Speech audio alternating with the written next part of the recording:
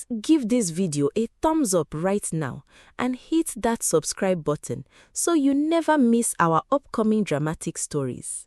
The boiling pot of blue fabric dye tipped over with a loud screech, rushing straight toward Folarin's feet.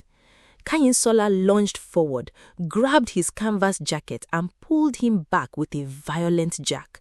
They both crashed onto the hard concrete floor of the workshop. The hot, dark liquid hissed against the gravel just inches away, filling the air with a strong, sharp scent. Folarin gasped, his chest rising and falling heavily against hers as his strong hands gripped her waist to steady them. For a breathless second, the chaos of the studio vanished.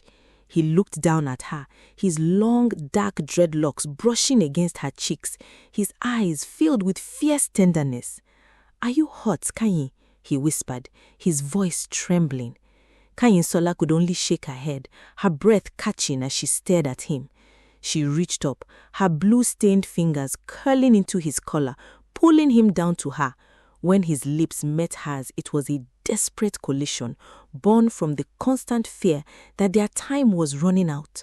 Folarin groaned softly, deepening the kiss, his arms wrapping around her like a shield, pulling her body tightly against his. They kissed as if the world outside didn't exist, tasting of salt, indigo, and a reckless passion that defied every family rule. The heavy metal door of the workshop slammed open with a booming crash. Adire stood in the doorway, her expensive lace wrapper rustling loudly, her eyes blazing with fury as she saw her daughter on the floor in the arms of a man with dreadlocks. "Heavens above, Kanyinsola, what is this abomination?" Adire shrieked. Folarin scrambled to his feet and extended a hand to help Kanyinsola up, but Adire marched forward and slapped his hand away. "Do not lay your filthy hands on my daughter, you jobless wanderer," she spat, looking down at his casual clothes and hair with utter disgust. "Mama, please, it was an accident. The pot tipped over," Kanyinsola pleaded, wiping her stained hands on her apron. "Shut your mouth, Kanyinsola, you foolish girl," Adire backed. "Look at him, a man who films death for a living, a man who carries himself like a vagabond. Is this what I raised you for, to roll on the floor with a boy who cannot even afford a decent haircut?" Folarin stood his ground, his shoulders square. "Good afternoon, Chief Mrs. Balogun," he said, keeping his voice steady. "I love your daughter, and I am working hard every single day to build a life." "Shut up! I said shut up," Adire roared, shaking her finger in his face. "Love cannot buy a plot of land in Lekki.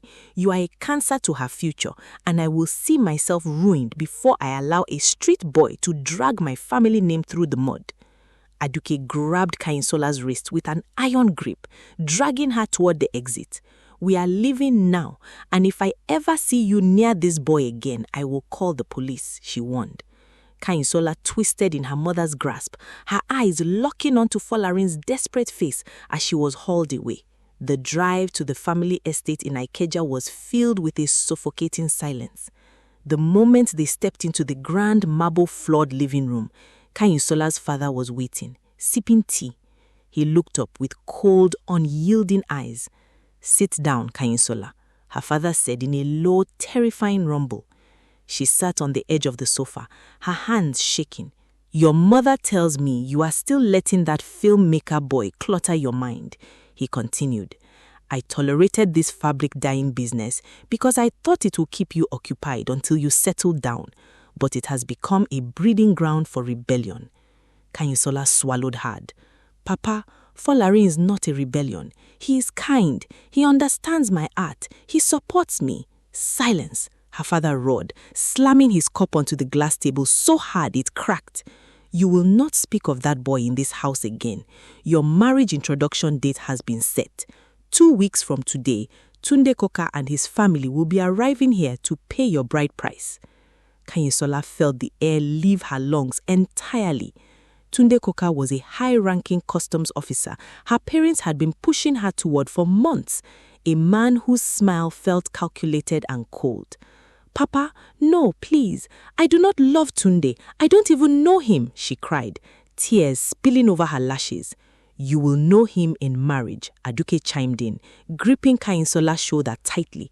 "Tunde is a man of substance. He has a federal appointment. He has properties. He is respected.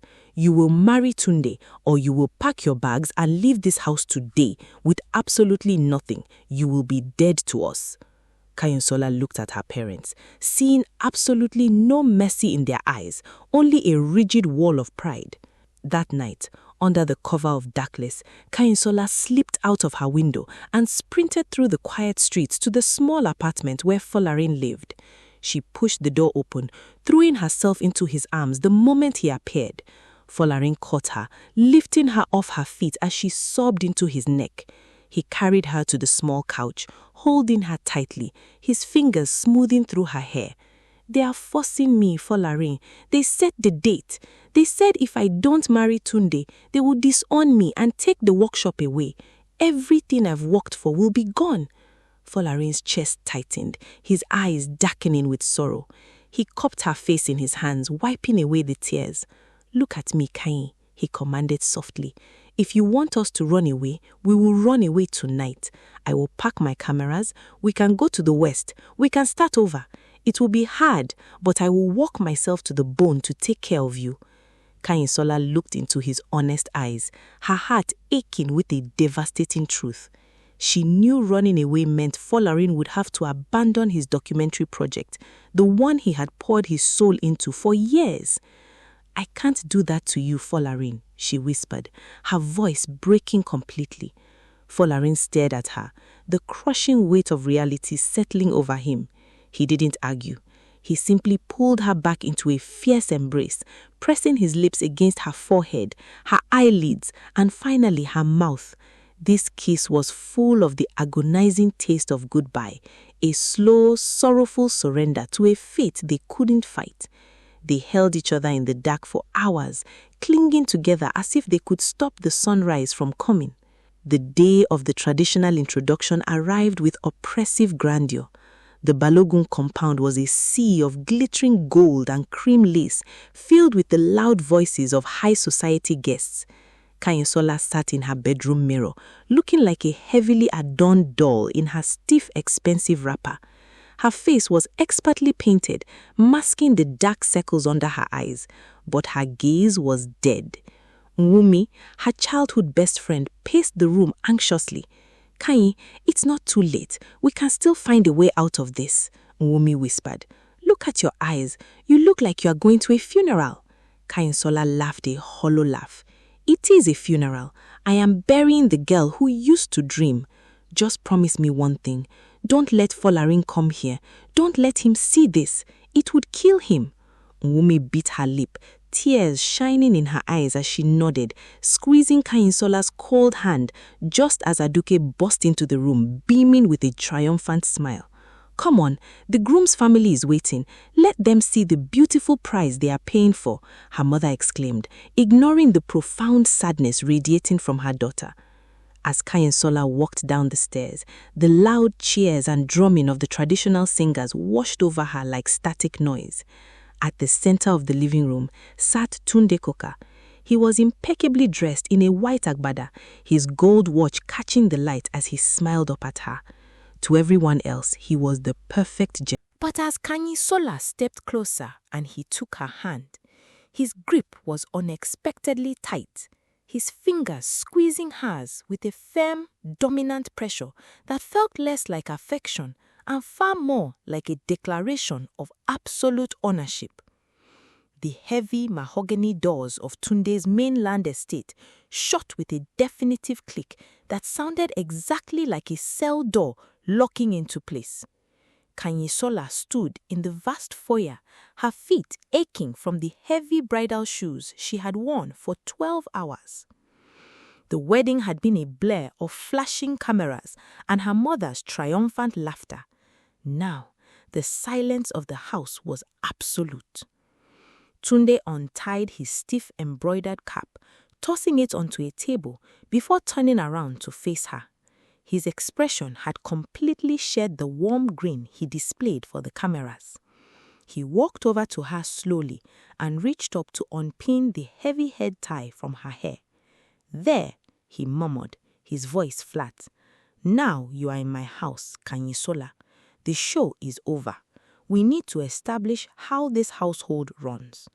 Kanyinsola stepped back slightly. "Tunde, it is past midnight. We are both exhausted. Can we not discuss this in the morning?" Tunde's arm shot out, his hand gripping her elbow tightly, pulling her back toward him. His eyes narrowed with a dark, dangerous flash. "Look at me when I am speaking to you, Kanyi.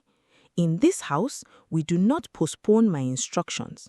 Tomorrow morning, you will call that manager at your workshop and tell him you are closing down operations. You are Mrs. Coker now. My wife does not spend her days smelling like cheap dye and haggling with market women in the dirt." Kanyinsola's heart dropped into her stomach, the exhaustion vanishing as panic hit her. "Tunde, what are you talking about?" she gasped, trying to pull her arm away. "We discussed this before the wedding. You agreed I could keep running my textile business. It is my life. I built it from nothing." Tunde let out a low, mocking laugh, his grip tightening until her skin went pale.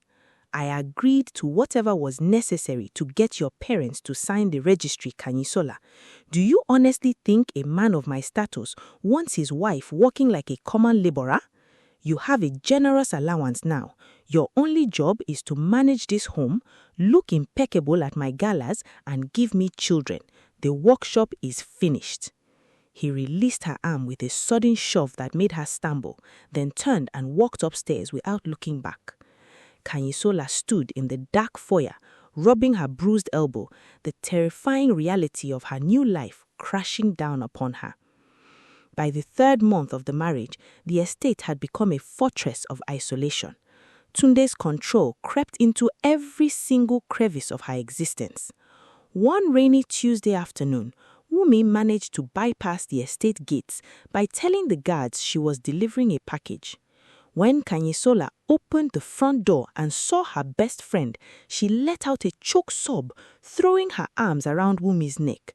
"Oh my God, Wumi, you're here," she whispered frantically, pulling her inside and locking the door. "Kanyi, what is happening to you?" Wumi asked, her eyes wide with shock as she took in Kanyinsola's appearance. She was wearing a baggy, shapeless grey dress, her hair pinned back carelessly, her face entirely devoid of its usual vibrant glow. "You haven't answered my calls in weeks." Kanyinsola shook her head, tears streaming down her face. "He took my phone, Wumi. He monitors the house landline. I can't go anywhere without his driver, and the driver reports every single move to him. I feel like I am suffocating. I am losing my mind." Wumi grabbed her hands, her voice fierce. "We have to get you out of here, Kanyi. This is madness. Folarin is going crazy. He sits outside your old workshop every night just hoping." The sound of a key turning viciously in the front lock made both women freeze. Tunde stepped into the house, his eyes instantly locking onto Wumi. The atmosphere in the room turned ice cold within a second.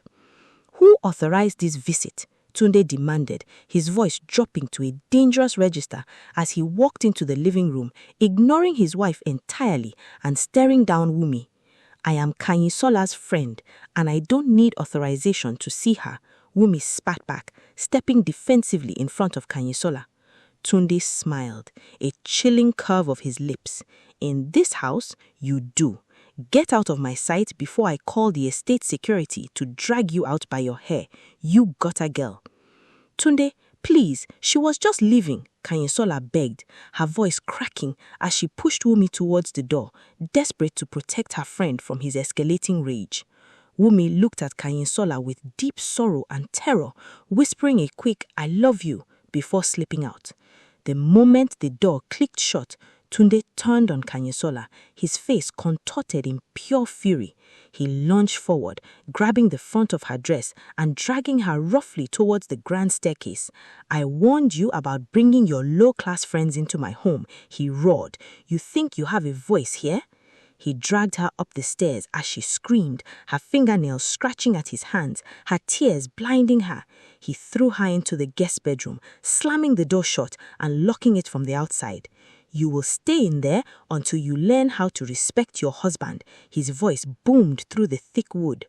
Kanyinsola collapsed against the door, sliding down to the floor, her chest heaving as she wept into her hands, completely shattered. 2 weeks later, the punishment escalated into an entirely new nightmare. Tunde opened the door early in the morning, accompanied by his older sister Nikki, a stern woman who had always looked at Kanyinsola with deep resentment. "Pack a small bag," Tunde ordered coldly, throwing a duffel bag on the bed. "Nikki is taking you down to the family compound in the Oyo village. My mother is waiting for you there. Clearly, your modern city upbringing failed you to teach submission. You will live there and work the poultry farm until you understand what it means to be an obedient wife." Kanyinsola stared at him in absolute disbelief, her voice a terrified whisper. "The village? Tunde, no, please, you can't do this to me. I haven't done anything wrong." Nikki stepped forward, her voice dripping with malice. "You will learn to hold your tongue there, girl. Move now." The transition to the village compound was a brutal physical shock. The soft, air-conditioned luxury of the mainland estate was replaced by a dusty, sprawling mud brick compound filled with the relentless stench of chicken feed and the oppressive heat of the rural sun. From dawn to dusk, Tunde's mother and Nikki subjected Kanyinsola to grueling, demeaning tasks. She was forced to wake up at 4 in the morning to scrub the concrete poultry pens, her hands, once skilled in the delicate art of textile design, becoming raw, blistered and kicked with dirt. If you are rooting for Kanyinsola to break free from this nightmare, please drop a comment right now and hit that like button. One afternoon, while carrying a heavy plastic basin of cracked corn to restock the farm feeds, Kanyinsola felt a sudden tug on her arm. She turned around, ready to apologize to a stranger, but her breath caught completely. Standing in front of her, hidden behind a stack of yam tubers, was Wumi. "Kanyi, oh my God," Wumi whispered, her eyes filling with tears as she took in Kanyinsola's appearance, her sun-darkened skin, her cracked lips, and her worn-out clothes. "I followed Nikki's car 2 weeks ago. I've been looking for you every single day in this market." Kanyinsola dropped the basin, her whole body shaking as she threw her arms around Wumi, hiding her face in her friend's shoulder, sobbing silently so as not to draw the attention of the village onlookers.